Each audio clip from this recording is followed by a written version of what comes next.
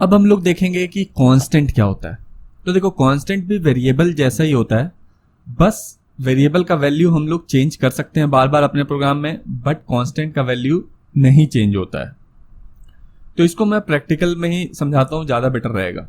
ठीक है, तो सबसे पहले हम लोग क्या करते हैं कि वेरिएबल का वैल्यू चेंज करके देखते हैं। ठीक है, तो हम लोग लिखते हैं इंक्लूड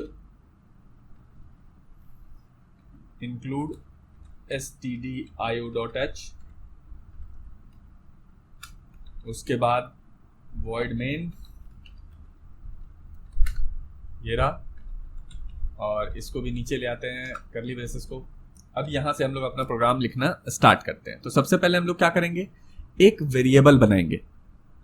वेरिएबल किस टाइप का, इंटीजर टाइप का, जो इंटीजर वैल्यू स्टोर करे। तो यहाँ पे लिखते हैं इंट, वेरिएबल का नाम दे देते हैं num1, मतलब नंबर 1, और इक्वल टू इसमें वैल्यू असाइन कर देते हैं 5।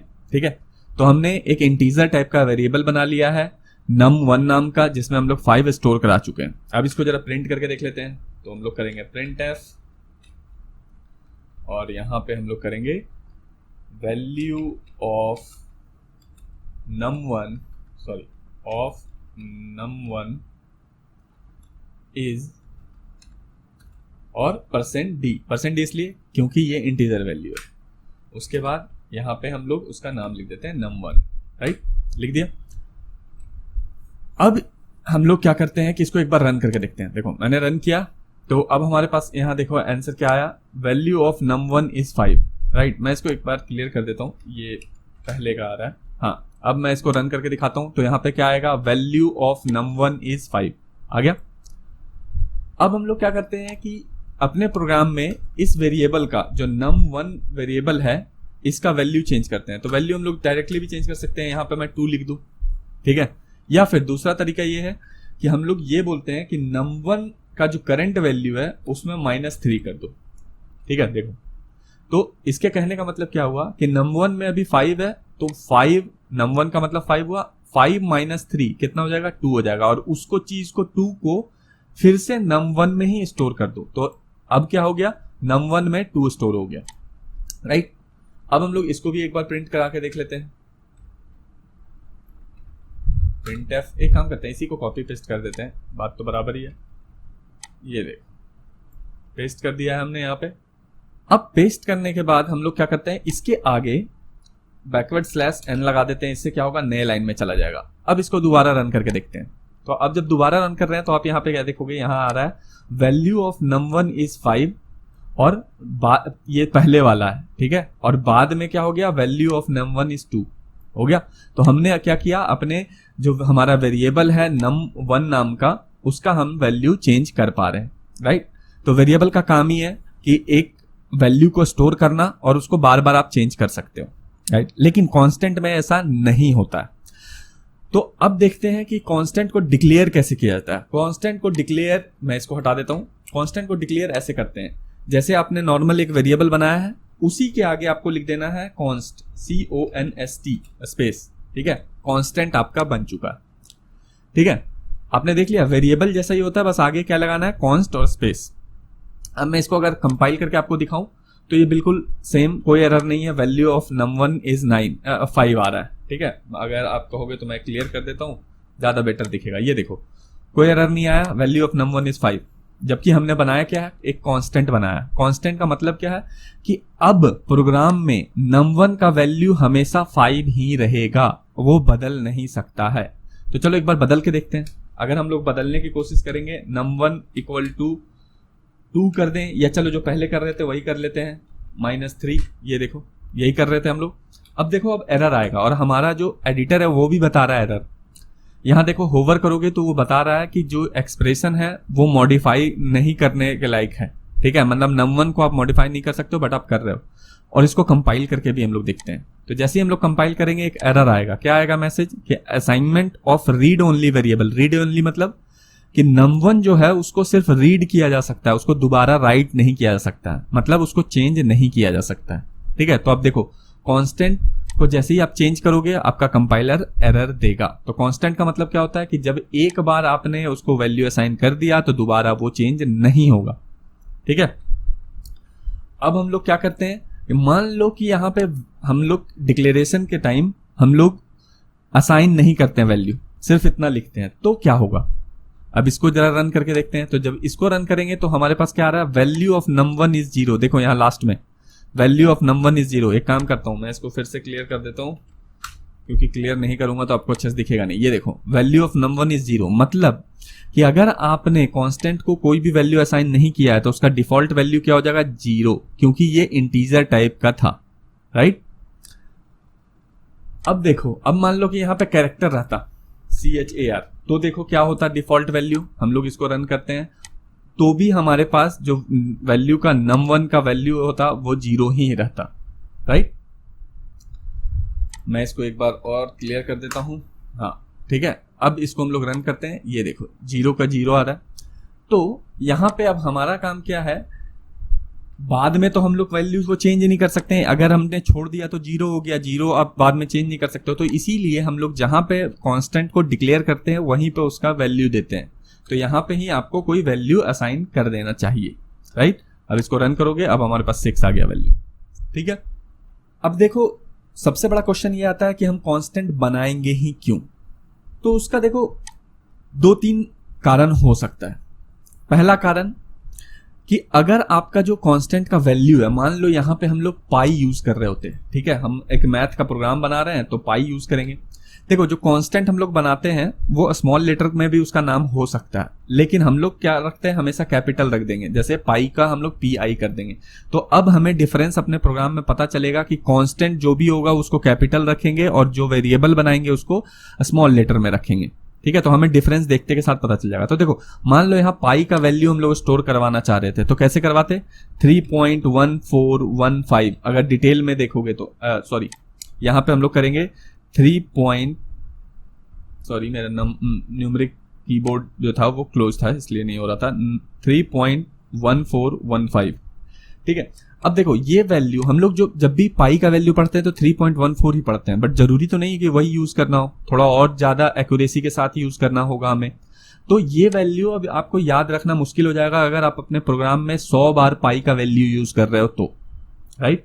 तो इसलिए आप क्या करोगे कि एक बार कांस्टेंट बना लोगे और जहां जहां पाई का वैल्यू चाहिए होगा आप सिर्फ पाई कांस्टेंट का जो नाम है उसको यूज कर लोगे, तो आपको वैल्यू याद रखने का जरूरत नहीं पड़ा। पहला यूज।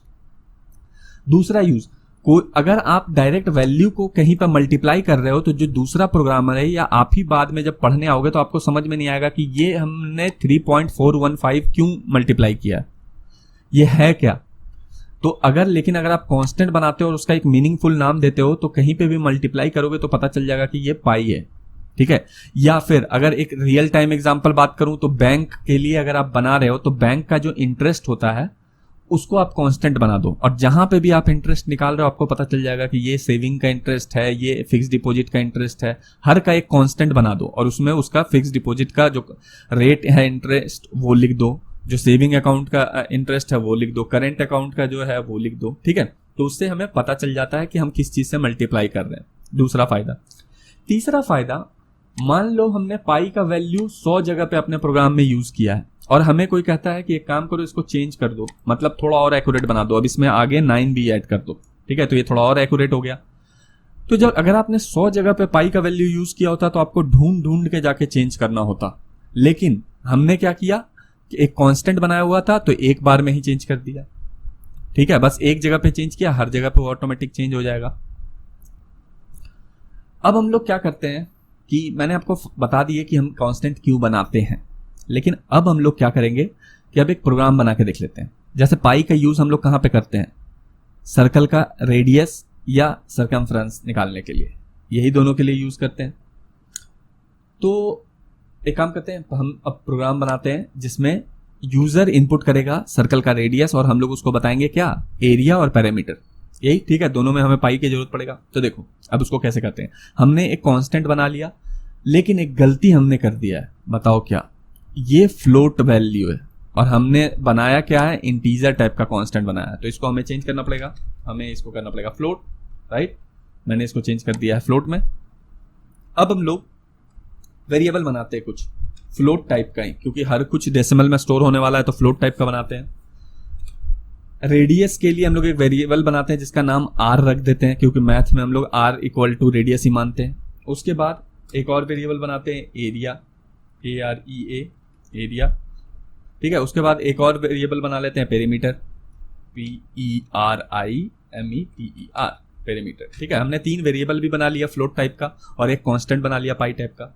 अब हम लोग क्या करते हैं, यूजर से पूछते हैं, ठीक है, printf, यूजर को बोलेंगे कि भाई तुम रेडियस का वैल्यू डालो, ठीक है। तो हम लोग यहाँ पे यूजर को इंस्ट्रक्शन देते हैं एंटर रेडियस वैल्यू,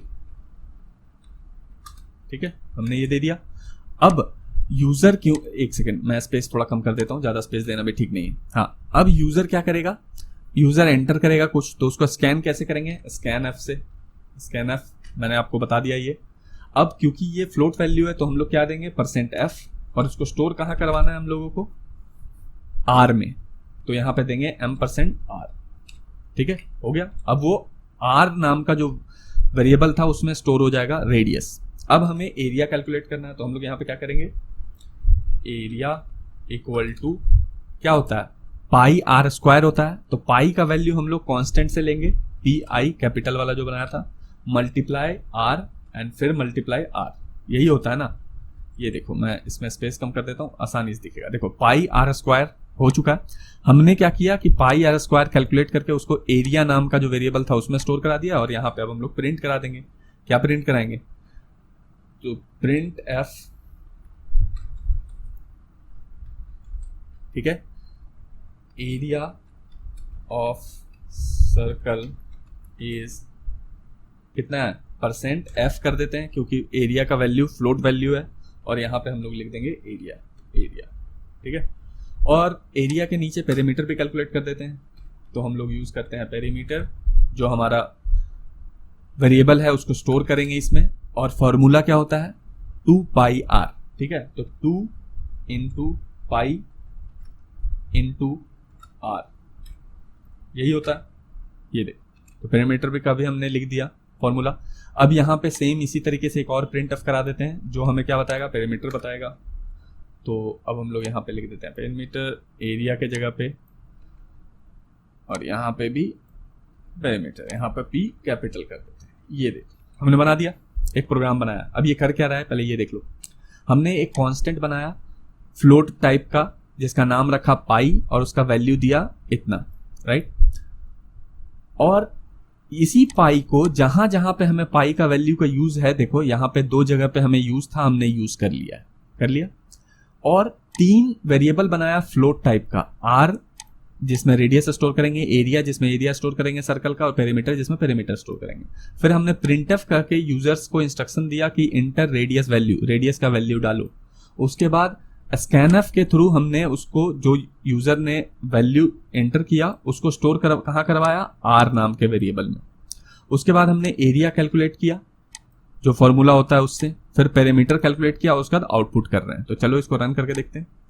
रन किया तो ये देखो यहाँ पे पूछ रहा है एंटर रेडियस वैल्यू पूछ रहा है, तो यहाँ पे हम लोग रेडियस कर देते हैं 5, और एंटर, जैसे ही एंटर प्रेस करेंगे ये हमें बताएगा एरिया ऑफ सर्कल इज इतना and perimeter of circle is इतना। यहाँ पे हमने क्या किया था, कोई भी न्यू लाइन वाला हमने नहीं किया था, ठीक है। बैकस्लैश n अगर हम करते तो नए लाइन में वो प्रिंट करता। जैसे देखो यहाँ पे करके दिखा देता हूं मैं, बैकस्लैश n कर दिया, और इसको सेव कर देते हैं, और मैं इसको क्लियर कर देता हूं, और यहाँ पे अब रन करते हैं। तो जब रन कर रहे हैं, ये वैल्यू पूछ रहा है, 5 एंटर कर रहे हैं, तो देखो अब हमारे पास क्या आ गया, एरिया ऑफ सर्कल इतना आ गया, पेरीमीटर इतना आ गया। तो अब देखो जो फायदे मैंने बताया था फिर से आपको कैलकुलेट कराता हूँ। देखो फर्स्ट थिंग, अगर हम यहाँ पे एरिया में 3.41 समथिंग कर रहे होते हैं, तो जो फॉर्मूला नहीं जानता है एरिया का, उसको पता नहीं रहता कि यहाँ पे पाई का वैल्यू यूज हुआ है, ठीक है। लेकिन अभी कोई भी आदमी पढ़ेगा तो समझ जाएगा पाई नाम का कुछ चीज है जिसको हम लोग मल्टीप्लाई कर रहे हैं, फर्स्ट थिंग। सेकंड थिंग, मैंने आपको क्या बताया कि जब आप वैल्यू चेंज करना चाहते हो तो आप यहीं से चेंज कर सकते हो। मान लो अब हमें इतना पे वैल्यू यूज करना है 3.14, तो एक जगह पे मैंने चेंज किया, अब ये दोनों जगह पे ऑटोमेटिक चेंज हो जाएगा। तीसरा मैंने क्या बताया था कि अगर आपके पास मल्टीपल जगह पे है तो आपको बार बार इसका वैल्यू डालने की जरूरत नहीं है, आप उसका नाम डालो, ऑटोमेटिक हो जाएगा, ठीक है। तो यही है कांस्टेंट, और मैंने आपको बता दिया कि कांस्टेंट को यूज क्यों करते हैं।